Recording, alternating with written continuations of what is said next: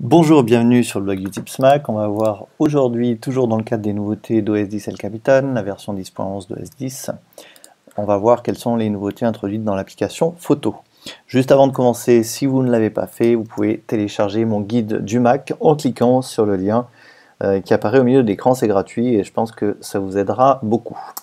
Alors, dans Photo, que s'est-il passé depuis OS 10 El Capitan? Par exemple, je vais revenir ici.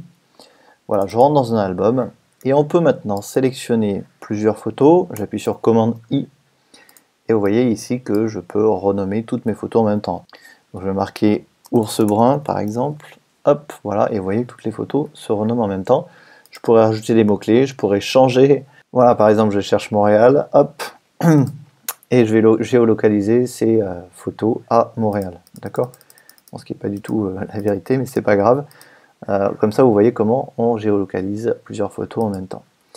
Autre nouveauté assez sympathique, ce sont les extensions. Alors, qu'est-ce que c'est? Quand je clique ici sur modifier, on a déjà tout un tas de réglages de base ici, vous voyez, qui est disponible. Donc, on a par exemple tous les outils de retouche. On va pas les voir tous en détail, mais notamment ici, on peut rajouter plein de réglages possibles, en fait, des extensions qui sont déjà disponible dans Photo, alors ça permet de faire pas mal de choses, hein. Vous voyez, je rajoute du vignettage par exemple ici, je peux passer ma photo en noir et blanc, etc. etc. Bon, je vais revenir à l'original. Ça, c'est tout ce qui est fourni dans Photo. Mais quelle est la nouveauté? C'est tout simplement que maintenant, on a des extensions qui viennent se rajouter à Photo. Alors, comment je les ai rajoutées? Tout simplement parce que j'ai acheté un logiciel qui s'appelle notamment Affinity Photo, que je vous conseille vraiment. C'est vraiment un équivalent de Photoshop, mais qui coûte 50 €. C'est un logiciel fabuleux. Une fois que vous l'avez installé, eh bien, je vais aller dans les préférences système, dans les extensions, il suffit simplement de cocher tout ça. Il y a aussi Pixelmator qui vous propose des extensions, il y a DxO Optic Pro, voilà, il y a plusieurs programmes et il y en aura de plus en plus à l'avenir qui vont proposer des extensions pour photo, ce qui fait que ça enrichit quand même grandement l'application photo. On va voir rapidement en quoi ça consiste, donc je clique sur extension. Je peux par exemple passer ici sur monochrome et l'application Affinity va s'intégrer dans Photo et me proposer tout simplement de faire divers réglages sur ma photo. Vous voyez, je peux régler mes noirs et blancs un petit peu comme je veux, donc c'est une application pour faire des noirs et blancs, d'accord.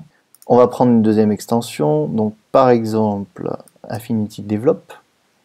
Alors, qu'est-ce qui se passe ici? On a la balance des blancs, donc on peut régler la balance des couleurs. Vous pouvez régler la saturation, la vibrance, la correction d'exposition, etc. Il y a tout un tas de réglages proposés. Ce qui est surtout super intéressant, c'est qu'on a ici la vue avant, après.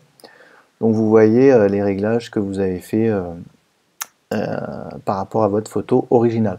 Je ne rentre pas trop dans les détails. D'ailleurs, on voit ici que c'est une photo en RAW, c'est-à-dire non compressée, hein. C'est une photo issue directement du capteur. Je rentre pas trop dans les détails, mais vous aurez compris le principe des extensions sur l'application photo qui vont enrichir de plus en plus à l'avenir l'application d'Apple qui est intégrée dans OS 10. Voilà. Merci d'avoir suivi cette vidéo et moi je vous dis à très bientôt pour de nouveaux tutos sur le blog Utips.